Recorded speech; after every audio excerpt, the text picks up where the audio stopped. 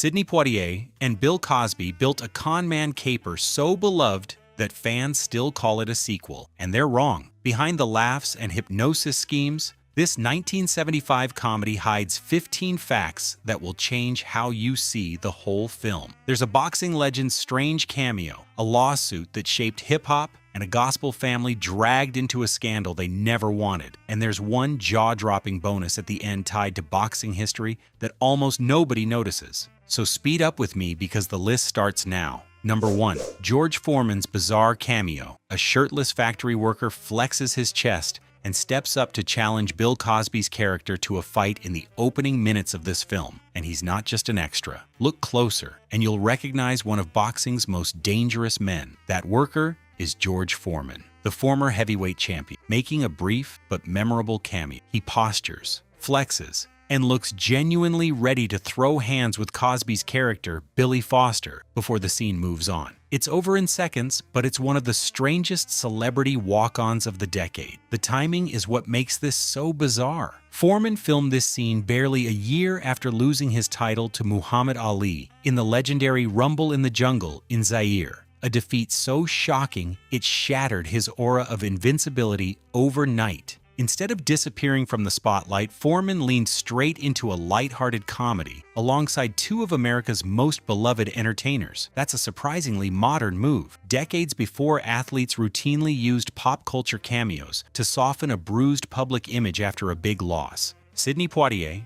directing the film, clearly understood the stunt casting value of putting a recently dethroned champion in a scene built for laughs instead of blood. It's a cameo that lasts under a minute, but it sets a strange tone that keeps building for the rest of the film. Number 2. The Notorious B.I.G's name origin lawsuit. One of hip-hop's most legendary stage names almost never existed because a courtroom stopped it before it started. Christopher Wallace, a young Brooklyn rapper, took the name Biggie Smalls directly from Calvin Lockhart's smooth-talking gangster character in this film. He used it on early demos and street performances in the early 1990s, feeling an instant connection to the role. Both Wallace and Lockhart had Caribbean roots, with Wallace's parents Jamaican and Lockhart himself born in the Bahamas. As Wallace's buzz grew and the name started showing up on records and flyers, Calvin Lockhart took legal action to protect his rights to the character. That forced Wallace and his label to pivot fast, landing on the Notorious B.I.G, where the initials stood for business instead of game. Friends, fans, and even some of his own lyrics kept calling him Biggie Smalls anyway. He just couldn't use it commercially. It's a strange twist of fate. A relatively minor role in a mid-70s comedy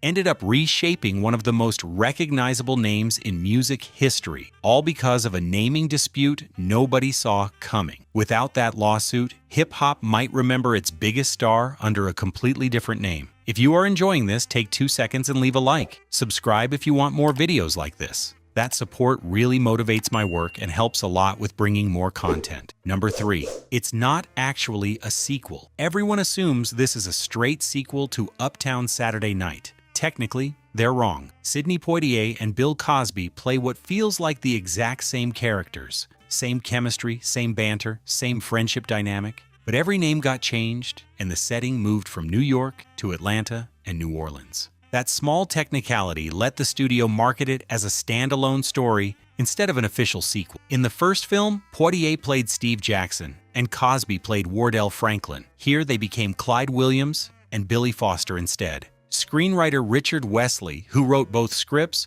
crafted this one to feel instantly familiar to fans of the original, while technically delivering fresh character identities. That approach let the filmmakers ride the goodwill and chemistry of the first hit without the creative and financial baggage that comes with an official franchise sequel. Calvin Lockhart and Lee Chamberlain returned too, again under new names, keeping the illusion alive for audiences who had no idea they were watching a legal loophole in motion. It's one of Hollywood's smartest tricks, recycling a winning formula without ever calling it a sequel. Number 4. TV father and son played bitter rivals. Millions of viewers knew John Amos and Jimmie Walker as a loving father and son on television. This movie flips that completely upside down. On Good Times, Amos played the hard-working, morally grounded patriarch James Evans, while Walker played his wisecracking son, JJ. In this film, they play enemies instead. Amos becomes Kansas City Mac, a flashy gangster running illegal gambling, and Walker becomes Bootney Farnsworth, a scrawny boxer who spends most of his scenes getting threatened by him. The role reversal feels almost surreal if you're watching as a Good Times fan. Amos's character represents everything the responsible, protective James Evans would have fought against in real life. Walker, meanwhile, trades his confident catchphrases for a character who gets beaten in sparring matches and cowers in front of the very actor who played his TV dad. It's the kind of casting irony that only really lands if you already know the sitcom. For everyone else, it's simply two strong performances from actors playing sharply against type. For fans who grew up on that sitcom, the on-screen menace between them hits in a way the filmmakers probably didn't fully anticipate. Number 5. Cole, a gospel family's scandalous soundtrack. Convincing a gospel legend to sing about sex is hard enough. Convincing him to do it with his own daughters sitting right there is another level entirely. Curtis Mayfield had to talk Roebuck Pops Staples, the devoutly religious patriarch of the Staple Singers, into recording sexually suggestive lyrics for this soundtrack, while his daughters Mavis, Cleotha, and Yvonne sat in the same studio. The Staple Singers had built their entire career on gospel and socially conscious soul, so this request landed as deeply uncomfortable for a family that took its faith seriously. By most accounts, Mayfield needed real persuasion, and the daughters reportedly helped talk their father into it. Mavis Staples later described Curtis walking Pops through exactly what his part required, pushing the family patriarch far outside anything he'd recorded before. Traditional gospel fans were said to be stunned by the results, and the track even got lumped in with what critics of the era dubbed sex rock, music some activist groups blamed for broader social problems. Despite all that discomfort, the song became the family's biggest hit and their final #1 record. Sometimes the most uncomfortable creative risk turns into the biggest payoff of an entire career. Number 6. The historic church behind the lodge scenes. The fraternal lodge scenes weren't shot on a studio set. They were filmed inside a building with real, deep community history. Those scenes were filmed inside Big Bethel African Methodist Episcopal Church in Atlanta, one of the city's most historically significant black religious institutions. Founded in the late 1800s, the church had spent generations as a cornerstone of Atlanta's black community, hosting organizing efforts, mutual aid, and social activism long before any cameras showed up. That history lines up almost perfectly with the plot, where lodge members pool money for retirement homes and community causes. Choosing a real storied location instead of building an artificial set connected the fictional fraternal organization to genuine traditions of black community organizing that had sustained neighborhoods like Atlanta's for decades. Ossie Davis's scenes as Elder Johnson, addressing the lodge inside that real sanctuary, carry a weight a generic soundstage could never have delivered. It's a detail most viewers scroll right past, but it reflects a level of authenticity a lot of 1970s comedies simply didn't bother with. A single location choice quietly gave the film's charity subplot far more credibility than the script alone ever could. Number 7. A ridiculously tiny budget for a massive hit. What if I told you this entire movie cost less to make than a single week of catering on a modern blockbuster? The film earned roughly $11.8 million at the box office from a production budget of just about $70,000. Run the math, and that's somewhere around $168 in revenue for every single dollar spent making it. A return most studio executives today would assume is a typo. That microscopic budget forced Sidney Poitier and his team to get resourceful with everything, from cast and crew wages to costumes, locations, and post-production. It became one of 1975's highest-grossing films, while going up against productions that had spent millions on sets, effects, and marketing. For comparison, today's big studio productions can spend more than that entire original budget just on catering during a single shoot. Warner Brothers, which distributed the film, ended up with a return that proved audiences didn't need a massive budget. They just needed a story and a cast people actually wanted to watch. It's one of the clearest examples in Hollywood history of smart storytelling beating brute financial force. Number 8. Fonzworth Bentley's name origin. A polished MTV personality known for bow ties and umbrellas owes his entire stage name to a scrawny, hypnotized boxer from this movie. Derek Watkins, who became famous as Fonzworth Bentley, took his stage name directly from Jimmie Walker's character, Bootney Farnsworth. He simply flipped the first and last names, Bootney Farnsworth became Fonzworth Bentley, to create something that sounded distinguished and just mysterious enough. That formal, almost aristocratic sound helped Watkins brand himself as hip-hop's resident gentleman, complete with signature bow ties, umbrellas, and impeccable manners that stood in sharp contrast to the rougher street image dominating rap culture in the early 2000s. He became widely known as Diddy's personal assistant before building his own career as a TV host and producer, always projecting the same polish his borrowed name implied. There's a real irony buried in this one. Walker's original character was a nervous underdog who needed hypnosis just to win a fight, while Bentley built an entire career on projecting effortless confidence. A one-letter tweak on a fictional boxer's name became one of hip-hop's most recognizable personal brands. Before we keep going, subscribe if you haven't yet. Drop a comment telling me which movie or show you want me to cover next with strange behind-the-scenes facts. I read every single one. Number 9. Will Smith's never-made remake plans. In 2002, Will Smith quietly secured the rights to remake this entire trilogy, and then the whole plan vanished. Smith's production company, Overbrook Entertainment, acquired remake rights to all 3 Poitier Cosby comedies, this one included, with plans to update them for a modern audience. He reportedly hoped to co-star alongside Eddie Murphy and Martin Lawrence, assembling what would have been one of the most stacked comedic ensembles of the early 2000s. Warner Brothers was set to distribute the updated versions, and the timing looked perfect. Smith was at the peak of his box office power, and Hollywood was actively hunting for proven properties it could modernize. Despite the star power and studio backing attached,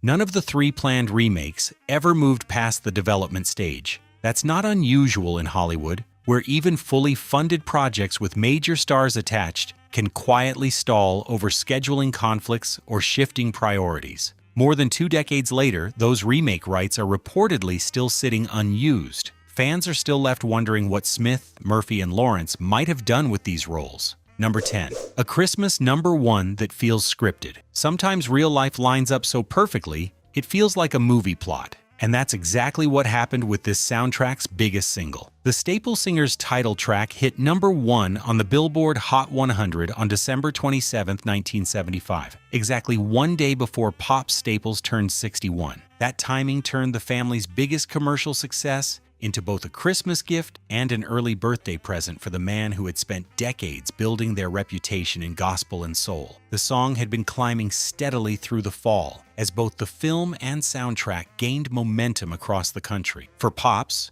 who had performed with his children since the 1950s and watched them evolve from a pure gospel act into soul crossover stars, hitting number 1 represented the peak of their commercial journey as a family. What makes the milestone even more significant is that this track would end up being the Staple Singer's final major pop hit, closing out an era for one of soul music's most influential family groups. It also spent 2 separate weeks atop the Hot Soul Singles chart, proving its reach across multiple radio formats during the height of the funk and disco era. It's hard to imagine a more poetic way for a family's chart-topping legacy to wrap up. Number 11. The blaxploitation parody Suits. Those outrageous gangster suits weren't just costume choices. They were jokes hiding in plain sight. The flashy outfits worn by John Amos as Kansas City Mac and Calvin Lockhart as Biggie Smalls were deliberately designed to parody the over-the-top fashion that defined blaxploitation films of the early 1970s. Critics who later covered the film pointed out that the bold colors, wide lapels, and heavy jewelry were built to gently mock the style audiences expected from gangster characters in movies like Superfly and Black Caesar. The costume team reportedly pushed these looks to ridiculous extremes on purpose, turning gold teeth and oversized jewelry into punchlines instead of symbols of criminal power. Bill Cosby got in on the joke too, wearing a loud red and pink suit in one scene while trying to impress Kansas City Mac, an outfit so deliberately over the top it reads as its own commentary on the genre's obsession with style over substance. Some writers have argued these wardrobes represented characters using appearance as proof they'd made it, even when the outfits made them look more like costume party guests than serious criminals. That's an interpretation worth taking with a grain of salt, but the visual comedy clearly landed as intended. What looks like standard 70s fashion on the surface was actually the film poking fun at an entire genre.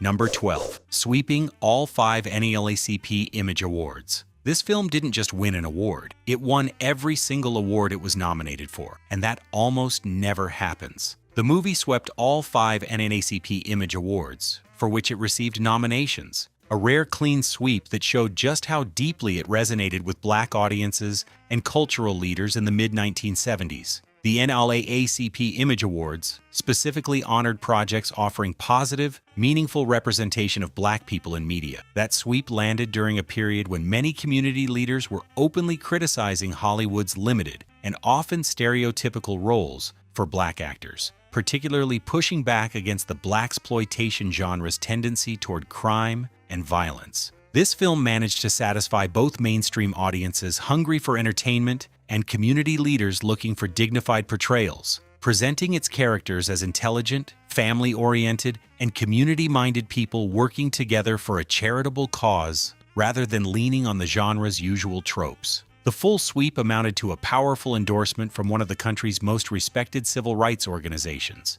essentially certifying that Poitier, Cosby, and their collaborators had built something that uplifted rather than diminished the community it represented. That recognition helped elevate the film from a successful comedy into a culturally significant piece of work. Quick reminder to subscribe if you are enjoying these revelations. And tell me in the comments, do you know any strange fact about this movie that I didn't mention? Let's build the list together. Number 13. Richard Wesley's real-life childhood names. Some of this movie's most colorful character names weren't invented. They came straight out of screenwriter Richard Wesley's own childhood memories. In commentary on the film, Wesley admitted that 40,000, the reigning boxing champion Walker's character has to beat, was named after a kid his brother remembered from summer camp who'd earned that exact nickname. Even more personal, Bootney Farnsworth's name came from 2 real brothers Wesley knew growing up, known locally as Lil Bootney and Big Bootney. Those siblings had reputations as skilled fighters, respected throughout their neighborhood specifically for their ability to handle themselves. Perfect real-world inspiration for a fictional character who becomes a boxing champion through hypnosis.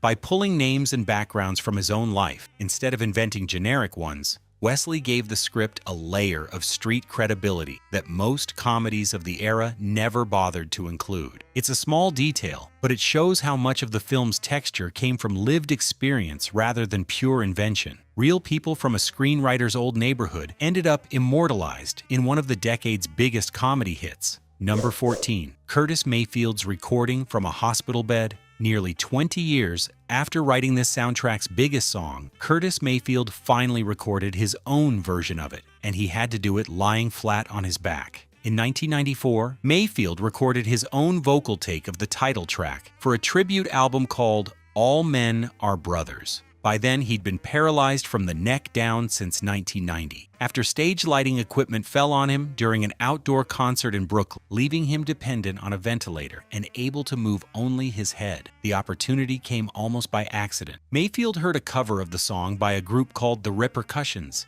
and noticed they'd left out the section originally sung by pop staples. Listening along, he found himself naturally filling in that missing part, which gave him the idea to officially record it himself. The session required real accommodation, with Mayfield lying horizontally while engineers positioned microphones around him just to capture his voice. This marked the only time the songwriter ever recorded his own performance of a song he'd written for someone else, nearly 2 decades earlier, turning it into a quietly emotional full-circle moment near the end of his life. A song written for another family's voice finally became his own, under circumstances nobody could have predicted. Almost at the end, and the best is still coming. Subscribe so you don't miss what's next, and drop your city or country in the comments. I want to see how far this video is reaching. Bonus: the Muhammad Ali joke that wasn't really a joke. The final scene drops what looks like a throwaway punchline, and it accidentally connects to one of the biggest moments in real boxing history. As their second scam wraps up, Billy and Clyde joke about rigging a fight between heavyweight champion Muhammad Ali and entertainer Sammy Davis Jr. and cower, an absurd mismatch clearly meant as a punchline, given Davis stood barely 5'6"